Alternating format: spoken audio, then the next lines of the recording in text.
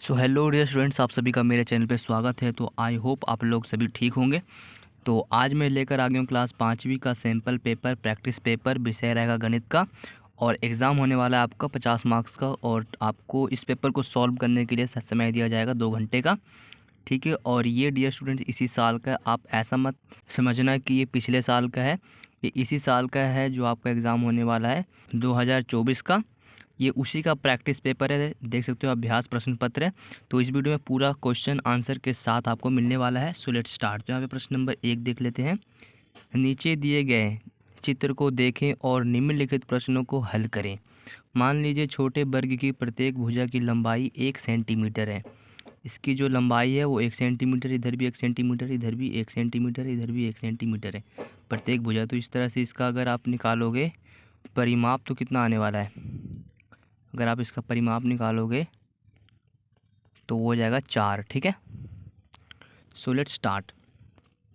प्रश्न नंबर 1 से लेकर 5 तक आप यहाँ पे करोगे सॉल्व। डाक टिकट का परिमाप कितना है? तो देखो डाक टिकट कहाँ पे है, यहाँ पे है, ठीक है।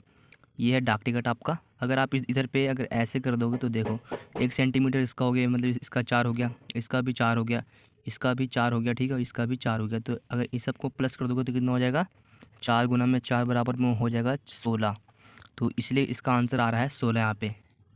यदि एक डाक टिकट का क्षेत्रफल 4 वर्ग सेंटीमीटर है, ठीक है, इसका जो क्षेत्रफल कितना है 4 वर्ग सेंटीमीटर, ठीक है। तो 4 टिकटों का क्षेत्रफल कितना होगा, सिंपल सा है। अगर एक एक का क्षेत्रफल 4 है तो 4 टिकटों का क्षेत्रफल कितना होगा, 16। सिंपल सा था, आई होप आप इसको कर लोगे। देखो प्रश्न नंबर 3 को। अब देखो प्रश्न नंबर 3, इस आयत पर कितनी डाक टिकटें लगाई जा सकती है? तो यहाँ पे आप इस आयत को ध्यान से देखोगे तो एक टिकट लग रहा है इस तरह से एरो के बीच बीच में, ठीक है, सेंटर में लग रहा है, ठीक है। तो उसी तरह से हमें और भी टिकटें देखना है कितनी लग जाएंगी। तो देखो डियर स्टूडेंट्स, यहाँ पे एक हो जाएगा, यहाँ पे एक लग जाएगा, यहाँ पे, ठीक है, एक यहाँ पे लग जाएगा, एक यहाँ पे लग जाएगा, ठीक है। तो 4 ऊपर में हो गए, फिर हो जाएगा 5, 6, 7, 8, 9, ठीक है, 10, 11, 12, 13, 14, ठीक है। इसके लिए यहाँ तक 15, 16, 17, 18, 19 डाक टिकटें यहाँ पर और लगाई जा सकती है। तो ठीक है डियर स्टूडेंट्स, इस तरह से मैंने यहाँ पे 19 लिख दिया है, ठीक है। छायांकित आयत का क्षेत्रफल कितना है? छायांकित आयत का क्षेत्रफल कितना, अगर आप देखोगे तो यहाँ पे इसका एक कितने का है, एक का क्षेत्रफल 1 हो जाएगा, ठीक है। अगर इस तरह से देखोगे तो 1, 2, 3, 4, 5, 6, 7, 7, 7, 14, 7, 21, 7, 4, 28, तो 28 वर्ग सेंटीमीटर इसका हो जाएगा क्षेत्रफल। देखो बड़े आयत का परिमाप कितना है, जो ये हमारा आयत है बड़ा वाला, इसका परिमाप निकालने के लिए पूछ रहा है। तो देख लो प्रश्न नंबर 2, रवि को मिले इस बिल को ध्यानपूर्वक अध्ययन करें और उत्तर दें। 5 नंबर का ये क्वेश्चन है, देख लो इस तरह से आया है।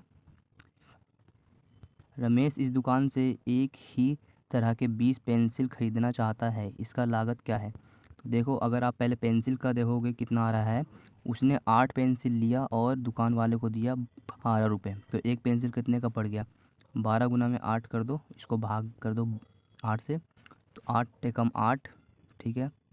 फिर इसको घटाओगे तो कितना 4 आएगा, फिर पॉइंट लग जाएगा, फिर 0 आ जाएगा, 8 पचे 40। तो 1.5 रुपए का एक पेंसिल है। तो हमें लेना है कितनी पेंसिल, 20 पेंसिल लेनी है। तो ठीक है, हमने जब इसको भाग किया तो आ रहा है 1.5 रुपये, गुना में 20 तो आ रहे हैं 30 रुपये लगेगा पेंसिल, ठीक है। 30 रुपये लगेगा पेंसिल में। 2 ज्योमेट्री बॉक्स को ख़रीदने के लिए वह दुकानदार को कितने पैसे देगा? तो डियर स्टूडेंट्स यहाँ पे देखो ज्योमेट्री बॉक्स से एक है 40 रुपये का, एक कितने का है, एक है 40 रुपये का। तो हमें कितनी ख़रीदनी है, 2। तो यहाँ पे देखो एक 40 का है तो 2 कितने का हो जाएगा, 80 रुपये का। सिंपल सा था ना यहाँ पे। अब देखो 5 पेंसिलों को ख़रीदने के लिए वह दुकानदार को कितने रुपए देगा? देखो एक पेंसिल है 1.5 रुपये का, तो 5 पेंसिल का कितना हो जाएगा, 7.5, ठीक है। 6 नोटबुक खरीदने के लिए वह दुकानदार को कितने पैसे देगा? तो देखो एक नोटबुक पहले आप निकाल लो, 27 रुपये 50 पैसे का दिया है, कितना, 5 नोटबुक, ठीक है। अब एक नोटबुक का हमने जब निकाला तो कितना आ रहा है, एक नोटबुक आ रहा है इतने रुपए का, 5.5 रुपये का एक नोटबुक है। तो 6 नोटबुक का हो जाएगा ₹33 हो जाएंगे। ठीक है, अब बिल का कुल राशि क्या है? अगर आप इसमें देखोगे तो कितना आ रहा है, ₹79.50। और जो हम लोगों ने लिया है अभी अभी, ठीक है, उसका हो रहा है ₹197 देगा। ठीक है, इतना रुपया हो रहा है बिल का पूरा। आप जब प्लस करोगे तो आपको पता चल जाएगा। ठीक है, अब खाली स्थान में उचित संख्या लिखना है। अगर आप इसको मल्टीप्लाई करते हो तो इस संख्या को, तो इस संख्या को उतना ही मल्टीप्लाई होने वाला है, 6 7। एक से अगर आप मल्टीप्लाई करोगे एक को तो एक ही आने वाला है। ठीक है, अगर दो को मल्टीप्लाई करोगे एक से तो कितना, दो ही आने वाला है। तीन को मल्टीप्लाई करोगे एक से तो तीन ही आने वाला है, तो पता ही है। तो इसी तरह से इसको मल्टीप्लाई करोगे तो उतना ही संख्या हमें प्राप्त होगा दोबारा। और एक बात और, अगर आप किसी भी संख्या को जीरो से मल्टीप्लाई करते हो तो उसका जो आंसर आने वाला है वो जीरो ही आएगा। और एक जीरो जीरो करोगे तो जीरो आएगा, 50 गुना में जीरो करोगे तो जीरो ही आएगा। ठीक है, अब मुझे इस क्वेश्चन में पता नहीं किस तरह से हल करना है, वो आप मुझे कमेंट करके बता देना। इसको हमने भाग किया तो इतना ही आएगा, अगर इसको भाग करोगे तो इसका पॉइंट में आंसर भी नहीं आएगा ना कुछ आएगा, इसलिए मैंने यहाँ पे कर दिया जीरो। ठीक है, अब प्रश्न नंबर 3, निम्नलिखित जवाबों का निम्नलिखित सवालों का जवाब दें। पहला है, अपने आसपास के वातावरण में किसी वर्गाकार चीज़ों का नाम लिखिए। एक हमारा खिड़की, कॉपियाँ और घड़ी, ये सब क्या होते हैं, वर्गाकार होते हैं। इस तरह से जो होता है ना वर्ग, इस तरह का ऐसा होता है। ठीक है, अपने आसपास वातावरण में किसी चीज़ का नाम बताएं जो वर्गाकार नहीं है। ठीक है, तो इसका आंसर हो जाएगा किताब, रिमोट, आईना और टीवी। ठीक है, घन या क्यूब का आपको बनाना है ड्राइंग। जन्मदिन पर जो टोपी पहनते हैं इस तरह का, इसको हमें बनाना है ड्राइंग। आप आराम से बना लेना। ठीक है, अब देखो प्रश्न नंबर 4 है, यह किस चीज़ का गहराई चित्र है, अनुमान लगाइए। तो यह किस चीज़ का गहराई चित्र है, वो है घनाभ का, और ये वाला बेलन का। ठीक है, अब प्रश्न नंबर 4 को आप एक बार इस वीडियो को पॉज करके पढ़ो। ठीक है, यदि एक टिफ़िन बॉक्स की लंबाई, चौड़ाई और 7 दी गई संख्या में 1 सेंटीमीटर वर्ग में रखे जा सकते हैं, तो टिफ़िन बॉक्स का आयतन ज्ञात कीजिए। तो टिफ़िन बॉक्स का आयतन आपको पता है क्या होता है, मैं भी बता दे रहा हूँ। तो इसका जो लंबाई है वो 4 वर्ग है, चौड़ाई 5 वर्ग है और ऊंचाई 3 वर्ग है। तो हमें इसका आयतन निकालना है। तो आयतन का फॉर्मूला इस तरह से होता है, लंबाई गुना में चौड़ाई गुना में ऊंचाई। ठीक है, तो ये लंबाई, चौड़ाई, ऊंचाई, इसको हमने जब आपस में मल्टीप्लाई किया तो 60 आ रहा है, और जब आयतन आता है तो उसके ऊपर क्यूब में आंसर आता है। ठीक है, क्लियर यहाँ तक सभी का? देख लो प्रश्न नंबर 5, एक वर्ग का क्षेत्रफल ज्ञात कीजिए, इसकी भुजा है 12 सेंटीमीटर। तो वर्ग का क्षेत्रफल का फॉर्मूला होता है भुजा गुना में भुजा, तो इसलिए 15 गुना में 15 तो 225। ठीक है, क्लियर यहाँ तक? अब देख लो प्रश्न नंबर, और ये अथवा में था, आप इसको करो चाहे इसको करो, आपकी मर्जी है। दो आयतन बनाइए जिसकी लंबाई और चौड़ाई अलग अलग हो, लेकिन इसका जो परिमाप है वो सेम आना चाहिए, 24। तो एक 8 मैंने कर दिया, एक 4 मैंने कर दिया, तो इसका भी 24 आ रहा है, इसका भी 24 आ रहा है। आप इस वीडियो को पॉज करके पढ़ लो और समझ लो खुद से। ठीक है, देख लो प्रश्न नंबर 6, 19 मार्च 2023 को सुबह 3 AM और दोपहर 3 PM 4 शहरों का तापमान नोट किया गया। ठीक है, इस तारीख को सुबह का 3 बजे और दोपहर का 3 बजे तापमान इस प्रकार से था। शहर कौन कौन से हैं, चेन्नई, मुंबई, दिल्ली और श्रीनगर। जब सुबह का तापमान देखा गया तो चेन्नई का इतना था, दोपहर इतना था। ठीक है, आप इस वीडियो को पॉज करके पढ़ लेना। ठीक है, अब किस स्थान का सुबह का तापमान सबसे अधिक था, तो देखोगे तो सबसे अधिक किसका तापमान था, वो था इसका, चेन्नई का तापमान सबसे अधिक था। ठीक है, देखो प्रश्न नंबर 2, 3 PM पर किस स्थान का तापमान सबसे कम था। 3 PM, तो 3 PM का रॉ ये आखिरी वाला है, तो 3 PM में देखो सबसे कम किसका, इसका है, किसका है, श्रीनगर का। ठीक है, तो इसलिए मैंने लिख दिया श्रीनगर का। प्रश्न नंबर 3 देख लो, 3 PM पर दिल्ली का तापमान मुंबई की तुलना से कितना कम है। तो कितना कम है, तो देखोगे तो ये दिल्ली हो गया, ये मुंबई हो गया, तो इसके कितना कम है, तो ये 7 डिग्री इसका ज़्यादा है और इसका 7 डिग्री कम है। ठीक है, तो वही मैंने उत्तर में लिख दिया। ठीक है, प्रश्न नंबर 7 आप आराम से पढ़ो। आप अपने जन्मदिन के जश्न के लिए अपने परिवार के साथ रेस्टोरेंट में डिनर के लिए गए थे। आपकी माँ ने नीचे दिए गए रेस्टोरेंट के मेन्यू से रात के खाने के लिए 2 पनीर बटर मसाला, ठीक है, 3 मिक्स वेज करी और 10 बटर नान ऑर्डर दिया। नीचे दी गई तालिका में अपनी माँ द्वारा ऑर्डर की गई वस्तुओं का बिल तैयार करें।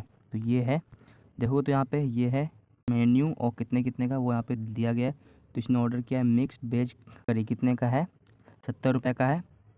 देखो तो पनीर बटर मसाला कितने रुपए का है? ₹80 का है। और एक और चीज़ था जो कि ये था बटर नान, तो ये कितने रुपए का है?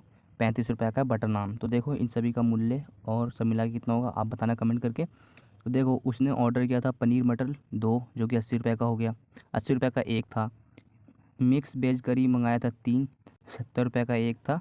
और बटर नान मंगाया था 10 जो कि ₹35 का एक था। ठीक है, अब इन सब को मैंने मल्टीप्लाई किया तो आ रहे थे इसके ₹160, इसके बनते हैं ₹210 और इसको बनते हैं, इन सभी को प्लस करता हूँ तो आ रहा है 680 बनते हैं पूरे। ठीक है, अब देख लो, अथवा अगर आप ऊपर वाला क्वेश्चन ना कर पाएँ तो आप इसे हल कर सकते हैं। और ये प्रैक्टिस पेपर है डियर स्टूडेंट्स। रतन ने पाया कि 24 लड्डुओं का वजन 1 किलोग्राम है। वह 12 लड्डू खरीदता है। वह एक डिब्बे में 8 लड्डू रखना चाहता है। इन सभी लड्डुओं को पैक करने के लिए कितने बॉक्स की आवश्यकता है? तो यहाँ पे देखो सॉल्यूशन बहुत ही मैंने अच्छे से बना रखा है। 1 किलोग्राम में अटते हैं कितने? 24। तो उसने ऑर्डर किया कितना? 12 किलो। तो इसमें कितने अटेंगे? 288। ऐसा मैंने कैसे किया? बस इसको आपस में मल्टीप्लाई कर दो, आंसर आपके सामने इतना ही आने वाला है। ठीक है, अब जो आपके पास जो एक बॉक्स है उसमें कितने अटते हैं? 8। ठीक है, इसमें 8 ही अटते हैं। ठीक है, तो हमें कितने हटाने हैं? इतने हटाने हैं, तो बस इसको इससे भाग दे दो। ठीक है, बीच में रखना 288 और इधर रखना 8। ठीक है, अगर आप इसको भाग देते हो तो इसका आंसर इतना ही आने वाला है। 36 बॉक्स में अटेंगे सारे के सारे। ठीक है, अब देख लो प्रश्न नंबर 10। दिए गए विकल्पों में से सही उत्तर चुनें। इस बगीचे का क्षेत्रफल कितना है? तो इस बगीचे का क्षेत्रफल कितना है? क्षेत्रफल का फॉर्मूला आपको पता होगा, इसका लंबाई गुना में चौड़ाई। लंबाई हो गया ये और इसकी हो गया चौड़ाई, तो इसको आपस में मल्टीप्लाई करोगे तो कितना आ रहे हैं? 800 स्क्वायर मीटर। ठीक है, अब देख लो, इस बगीचे के चारों ओर हमें लगाना है बाड़। ठीक है, आवश्यक तार की लंबाई याद करो, तो इसका आंसर आप मुझे देना। ठीक है, देख लो डियर स्टूडेंट्स, ये है 100 मीटर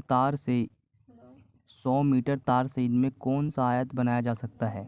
तो यहाँ पे ऑप्शन कुछ इस प्रकार से देख लो, तो इसका आंसर हो जाएगा डी, 45 गुना में 5। ठीक है, तो इसका जब आंसर करोगे तो 100 ही आने वाला है। ठीक है, देखो। ठीक है, अगर आप इसका निकालोगे परिमाप, ठीक है, एक सेकंड, 45 प्लस में 5 करोगे और एक सेकंड यार मैं क्या कर रहा हूँ, 45 प्लस में 5 करोगे और क्या आता है? 2, तो इसका तो आंसर हो जाएगा 50 और इसको जब 2 से गुना करोगे तो आ रहा है 100। ठीक है, तो इस तरह से इसका आंसर आने वाला है 100। तो इसलिए क्लियर यहाँ तक सभी का। अब ये वाला क्वेश्चन है, इस आयत पर और कितने वर्ग व्यवस्थित किए जा सकते हैं? तो देखो एक वर्ग तो हट जाएगा यहाँ पे। ठीक है, अब बताओ, अब तो आराम से बता दोगे। देखो 4 4 4 या 12, तो इसलिए इसका आंसर हो जाएगा 12 यानी सी। प्रश्न नंबर देखो 9। यह बिस्कुट पैकेट रैपर का हिस्सा है, इसे देखने पर निम्न प्रश्नों के उत्तर दीजिए। इस पैकेट का वजन कितना है? 100 ग्राम। इस पैकेट पे तो लिखा हुआ है सारा चीज़। इस पैकेट का अधिकतम मूल्य कितना है? 6 रुपये। ठीक है, रिया ने इस तरह के 19 पैकेट खरीदे हैं तो उस दुकानदार को कितने रुपए देगा? तो एक पैकेट कितने का है? 6 रुपये का है, तो इसको मल्टीप्लाई करोगे 19 से तो आ रहा है 114 रुपये। इस पर मौजूद जानकारी से इसमें किसका पता लगाया जा सकता है? इसमें से किसका पता लगाया जा सकता है? बिस्कुट की प्रति किलो कीमत।